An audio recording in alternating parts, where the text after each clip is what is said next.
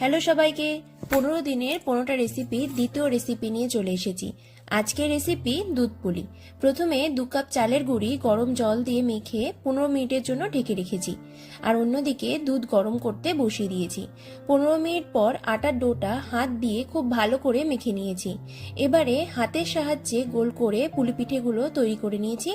পুলির shape তোমরা তোমাদের পছন্দ মতো দিতে পারো, তবে পিঠের মুখটা কিন্তু চালের গুঁড়ি দিয়ে খুব ভালো করে সিল করতে হবে, না হলে দুধে ফোটালে পিঠে ফেটে যেতে পারে।